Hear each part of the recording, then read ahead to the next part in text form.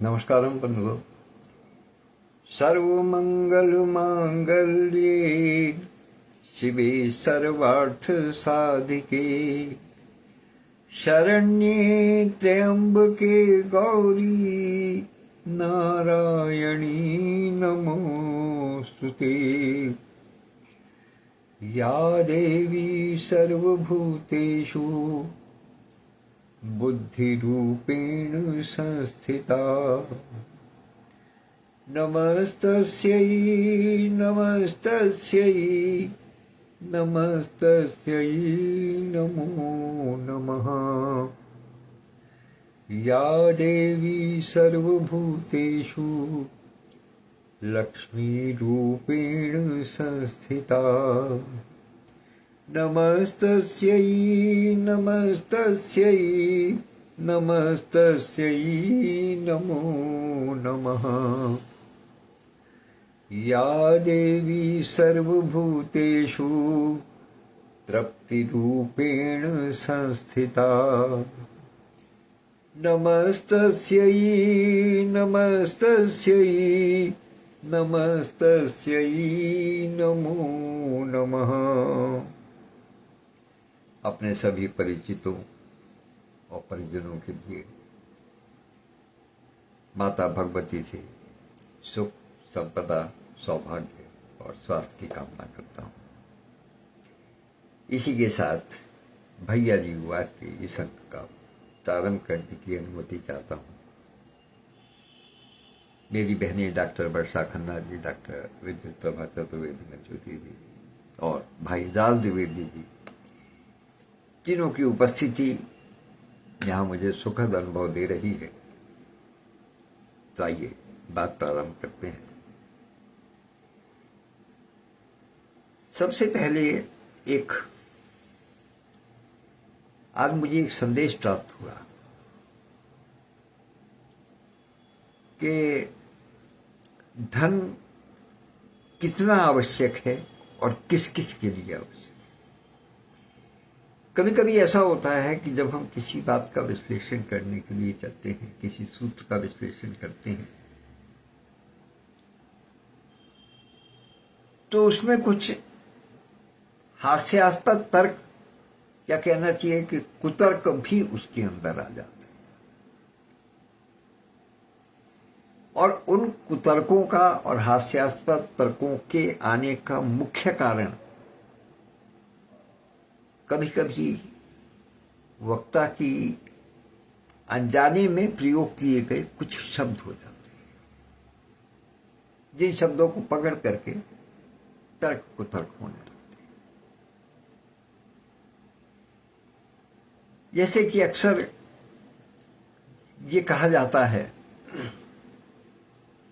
बड़े बड़े संत महात्मा जो प्रवचन करता है उनके द्वारा कहा जाता है कि धन का लोभ नहीं करना चाहिए, क्योंकि धन किसी काम नहीं आना है। मृत्युपरांत धन काम नहीं आएगा, केवल अपने कर्म काम आएंगे। कर्म बताएंगे कि हमें कौन सी योनि मिलनी है, हमें भविष्य में प्रारब्ध के रूप में क्या मिलने वाला है, कर्म बताएंगे। अतः धन को छोड़ देना चाहिए। धन त्याज्य वस्तु है, कहा जाता है धन क्या है, हाथ का मैल है। और वहां फिर एक चीज ये उतर आती है कि भाई जब धन हाथ का मैल है तो फिर आप प्रवचन करने के लिए धन क्यों लेते? बहुत वाजिब सा सवाल है। लेकिन इस प्रश्न के उठने का मुख्य कारण यह है कि जो प्रवचन करता है, क्षमा मांगते हुए कहना चाहता हूं, वो सिरे से किसी बात को नकारने की बात करते हैं कि धन की आवश्यकता है ही नहीं, माया महाठगनी समझा। द्रव्य जो है, धन संपदा जो है, बेकार की चीज है। लेकिन वो उसके साथ में ये नहीं बताते कि धन की आवश्यकता कितनी है, कहां कहां धन की आवश्यकता है, कहां कहां धन के बगैर काम नहीं चल सकता। आपको अपने परिवार का पेट पालना है, परिवार का भरण पोषण करना है, तो वो बिना धन के नहीं हो सकता। आपको अपने माता पिता की सेवा करनी है, बिना धन के नहीं हो सकती। आपको समाज की सेवा करनी है, बिना धन के नहीं हो सकती। रोजमर्रा की जिंदगी में आपको जिन जिन चीजों की आवश्यकता है वो बिना धन के नहीं हो सकती। आप किसी भी कर्तव्य का पालन नहीं कर सकते बिना धन के। और यदि और इससे ऊपर चला जाए तो बिना धन के सामाजिक, सांस्कृतिक, राजनीतिक इन बातों को छोड़ दिया जाए तो आप कोई आध्यात्मिक अनुष्ठान भी नहीं कर सकते बिना धन के। इसलिए धन तो उस धागे के रूप में है जिसने की अनेकों कर्तव्य और कर्म रूपी मोती पिरोए जाते।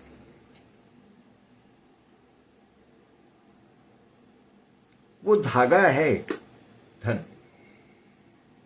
अति सर्वत्र वर्जयेत। अगर धागा लंबा होगा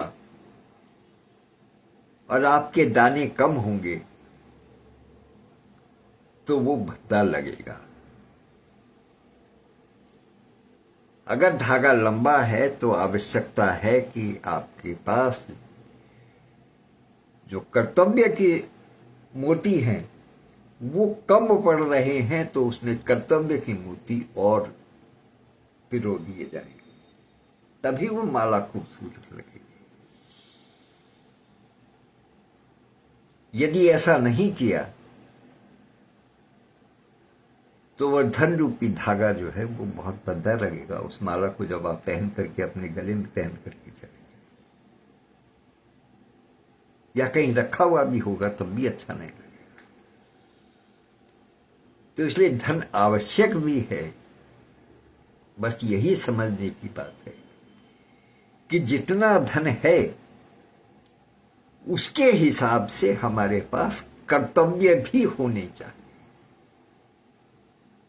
हम अपने कर्तव्यों का पालन करें, कर्तव्यों की मोती इसके अंदर पिरोते चले जाएं। ईश्वर का माला बहुत लंबी हो, धागा बहुत लंबा हो। कोई भी ग्रंथ, कोई भी वेद पुराण कभी भी इस बात को नहीं कहता कि आपको धन नहीं कमाना चाहिए, क्योंकि उनकी मंशा यही है कि धन से सत्कर्म होने चाहिए। धन रूपी धागे में, धर्म से कमाए गए धन रूपी धागे में कर्तव्य के मोती अवश्य ही पिरे होने चाहिए। तो इसलिए चाहे आप आध्यात्मिक अनुष्ठान करें, साहित्यिक अनुष्ठान करें, सामाजिक अनुष्ठान करें, समाज के लिए आप कुछ भी करते रहें, साहित्य के लिए आप कुछ भी करते रहें, लेकिन बिना धन के साहित्य का भी पेट नहीं भर सकता। क्या कोई व्यक्ति भूखे रह करके साहित्य का सृजन कर सकता है? क्या कोई भूखे रह करके भजन कर सकता है? जितनी बेयर मिनिमम जो रिक्वायरमेंट है, जो कम से कम जो आवश्यकताएं हैं, जो 2 रोटी की आवश्यकता है पेट को, उतने धन की तो आवश्यकता होनी ही पड़ेगी। उतना धन तो चाहिए ही चाहिए, हर व्यक्ति को चाहिए। उससे कोई अछूता नहीं रह सकता। तो ये आज का विचार था मेरे मन में, और इसी के साथ में यदि मैं आज के वाक्यांश को जोड़ दूं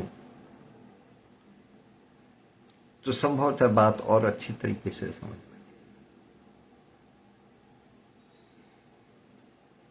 क्रोध का अनुभव, फीलिंग ऑफ एंगर, ये कब होता है? क्रोध कब होता है? जब आपको किसी वस्तु की आवश्यकता है, अति आवश्यकता है, और वो आपको प्राप्त नहीं होती है,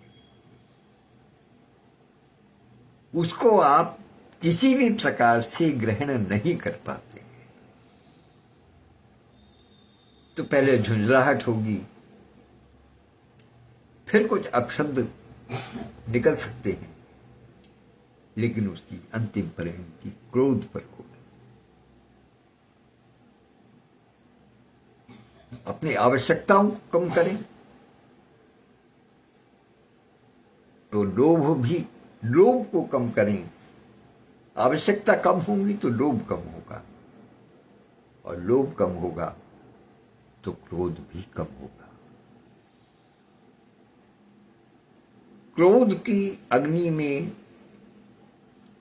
घी डालने का काम हमेशा लोभ है।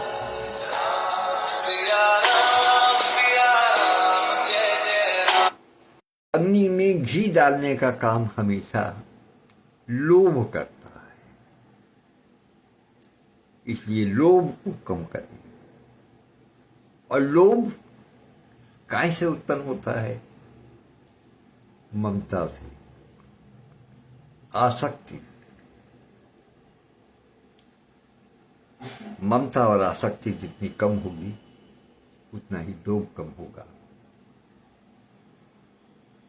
आवश्यकता कम होगी उतना ही लोभ कम होगा, तो निश्चित रूप से फिर क्रोध भी नहीं आएगा।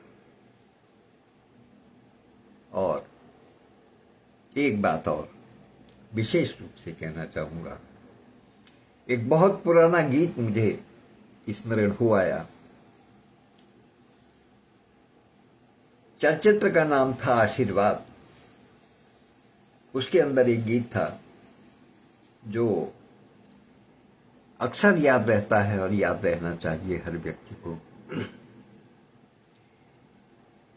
कि जीवन से लंबे हैं बंधु इस जीवन के रास्ते, क्योंकि मार्ग कभी समाप्त नहीं होते, जीवन समाप्त हो जाता है, जीवन छोटा पड़ जाता है। कि जीवन से लंबे हैं बंधु इस जीवन के रास्ते, और भोर की मंजिल वाले उठकर भोर से पहले चलते। जो अपने लक्ष्य की प्राप्ति, जिनको अपना लक्ष्य दिखाई दे रहा है, जो लक्ष्य को देखते हैं, वो हमेशा लक्ष्य प्राप्ति के स्थान से पहले ही तैयारी करते हैं। जिनको भोर में कहीं पहुंचना होता है, मान लिया 7 बजे कहीं पहुंचना है और मार्ग 1 घंटे का है, तो आपकी तैयारी 5 बजे से 4:30 बजे से प्रारंभ हो जाती है, ताकि आप 7 बजे निश्चित स्थान पर पहुंच सकें।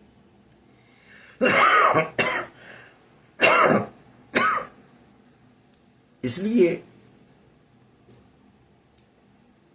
एक मंजिल है इस जीवन की जो सबको पता है,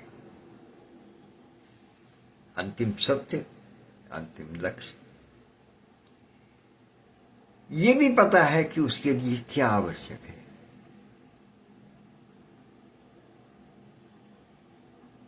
और जब सब कुछ पता है और ये भी जानकारी है कि उससे कोई बच नहीं सकता, तो फिर ये क्या मानना कि नहीं अभी तो बहुत समय है, अभी करके क्या करेंगे। समय का कुछ पता नहीं, इसलिए मनुष्य को हर क्षण, हर पल अपने अपने कर्मों पर, अपने अपने कर्तव्यों पर ध्यान देते रहना चाहिए और यथासंभव कार्य को निपटाते चलिए। कोई कार्य छूटे नहीं। तभी कहा है कि काल करे सो आज कर और आज करे सो अब, पल में प्रलय होएगी बहुरी करेगा कब। अंतिम लक्ष्य का पता है, तैयारी आज से ही कर लीजिएगा। जब उस समय का ज्ञात नहीं है तो तैयारी हर पल कीजिएगा। हर पल तैयारी करेंगे तो निश्चित रूप से कहीं कोई धोखा नहीं होगा, वरना फिर वही बात होगी जो एक बहुत पुराना शेर एक मैंने अखबार में पढ़ा था, किसी ने कहा था, जिस समय भूतपूर्व प्रधानमंत्री इंदिरा गांधी जी का चुनाव था और वो हार गई थी। उस समय एक शेर पढ़ा था मैंने और एक बात पढ़ने के बाद मुझे याद हो गया, इसमें हुआ उसमें ध्यान होगा कि बहुत कम लोग उस राजनीतिक पार्टी से जीत करके आए थे। तब उस पर किसी ने शेर कहा था कि कुछ लोग तो अपनी हिम्मत से तूफान की जद से बच निकले। कुछ लोग तो अपनी हिम्मत से तूफान की जद से बच निकले, कुछ लोग मगर मल्लाहों की हिम्मत के सहारे डूब गए। तो जो मल्लाह हैं वो क्या हैं? आपके ये भाव हैं कि नहीं? अभी कुछ नहीं है, अभी तो बहुत टाइम है। अभी क्या करेंगे?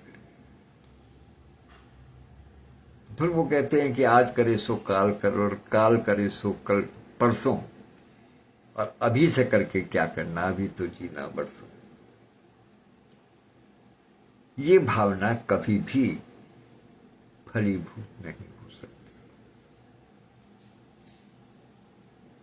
तो इसलिए आज के भैया जी वाच का जो मूल सूत्र है वो यही है कि हर समय हर पल अंतिम परिणति के लिए तैयार रहे। और कोई क्षेत्र ऐसा नहीं है, कोई व्यक्ति ऐसा नहीं है, चाहे कितना भी बड़ा धर्मात्मा हो, कितना भी बड़ा महात्मा हो, जिसको धन की आवश्यकता नहीं है। इसलिए यदि किसी कार्य में कोई व्यक्ति धन की अनावश्यकता बताते हैं, वो उचित नहीं है।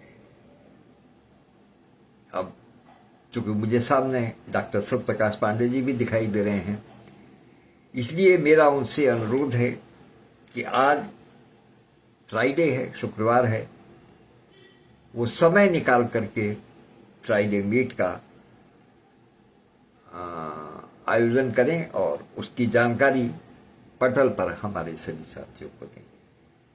इसी के साथ मैं आज्ञा चाहूँगा, अनुमति चाहूँगा, और इस समय उपस्थित होने के लिए डॉक्टर वर्षा खन्ना जी, डॉक्टर विद्युत प्रभा चतुर्वेदी, मंजू दीदी, भाई राज द्विवेदी जी, भाई RPS चौहान जी, आदरणीय श्रीधर पांडे कृष्णार जी, जीजा जी, डॉक्टर सत्यप्रकाश पांडे जी, इन सब की उपस्थिति को सादर नमन करता हूँ, प्रणाम करता हूँ।